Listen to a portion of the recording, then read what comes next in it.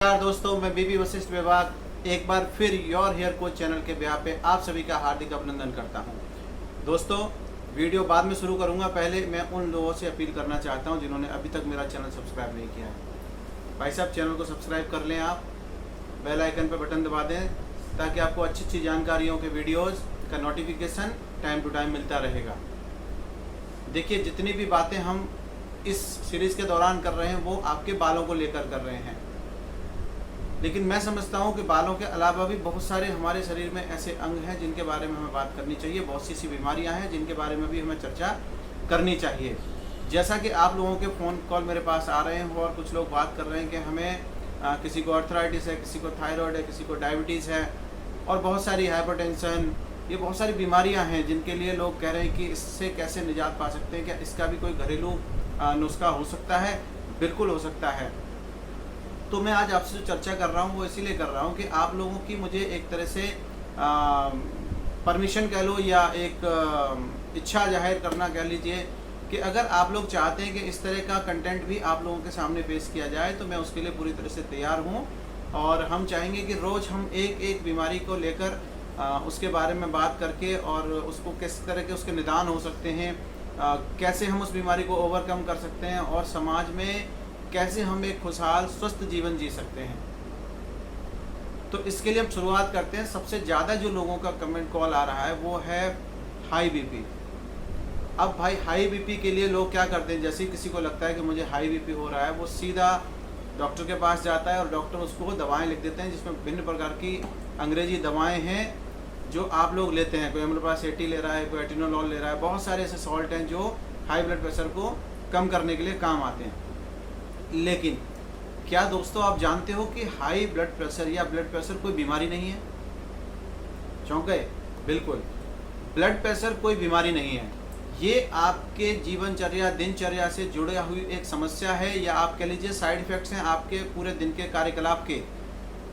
आप कहेंगे किस प्रकार? तो मैं आपको बताता हूँ। देखिए, अगर एक व्यक्ति सुबह से लेकर शाम तक एक इस प्रकार का कार्य करता है या जॉब करता है जिसमें उसको सारा दिन स्ट्रेस रहता है, उसके बॉस की झिकझिक, काम का प्रेशर और घर का भी प्रेशर रहता ही रहता है सबके ऊपर।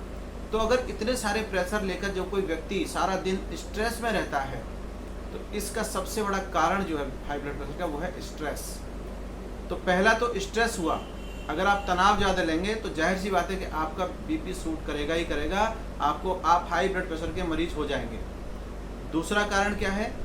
जो लोग नमक का अधिक सेवन करते हैं, सॉल्ट अधिक इंटेक उनका बहुत ज़्यादा है, उन लोगों को भी हाई ब्लड प्रेशर की समस्या हो जाती है। साथ में जिन लोगों को किडनी के रोग हैं, लिवर के रोग हैं, तो इस प्रकार के रोग होने से भी कई बार क्या होता है, हमारा ब्लड प्रेशर हाई हो जाता है। तो आप लोगों को समय समय पर मैं ये एक राय देना चाहूँगा, एडवाइस देना चाहूँगा कि हर व्यक्ति को, जो लोग 30 प्लस हैं, आप तो 20 साल वालों को भी मैं कहूँगा कि कम से कम 3 महीने में एक बार अपना बॉडी चेकअप जरूर करा लेना चाहिए, जिसमें आपका KFT, LFT और बाकी के शरीर की जो जांचें होती हैं, आवश्यक जांचें, उनको करा लें, जिससे आपको पता चलता रहेगा भाई कि आपका शरीर में क्या उथल पुथल हो रही है, क्या खान पान ऐसा है जिसकी वजह से आपको ये बीमारियाँ बढ़ रही हैं। देखिए, हाई ब्लड प्रेशर, आप नमक का अधिक सेवन करेंगे तो जाहिर सी बात है सोडियम इंटेक से क्या होता है कि आपकी ब्लड वेसल्स में बहुत ज़्यादा प्रेशर क्रिएट होता है और इसकी वजह से आपको क्या है, ब्लड प्रेशर बढ़ेगा ही बढ़ेगा। अब ब्लड प्रेशर बढ़ने के कारण तो हमें पता लग रहा है कि खान पान की वजह से बढ़ रहा है, हमारे मोटापा हो रहा है तो बढ़ रहा है, हम लोग स्ट्रेस ले रहे हैं तो बढ़ रहा है। इसको ओवरकम कैसे करें? तो ओवरकम का सबसे सरल सस्ता तरीका है योग करें, मेडिटेशन करें। अगर आप प्रतिदिन योग और मेडिटेशन की आदत डाल लेते हैं तो समझ लीजिए कि आपका आधा ब्लड प्रेशर तो वहीं ठीक हो जाएगा। अब इसके बाद, अगर इसके बाद भी आपको लगता है कि ब्लड प्रेशर काबू नहीं हो रहा है तो उसके लिए क्या करें? तो एक बहुत अच्छा कारगर नुस्खा है, बेलपत्र आपने देखा होगा, शिव जी के ऊपर चढ़ाया जाता है। तो भाई साहब, अगर आप वो बेलपत्र को धोकर सुबह खाली पेट खा लेते हैं, जिसमें 3 पत्ते होते हैं एक साथ, वो तीनों अगर आपने खा लिए खाली पेट और नियमित इस क्रम को आपने 21 दिन कर लिया तो समझिए कि आपका ब्लड प्रेशर बिल्कुल नॉर्मल हो जाएगा।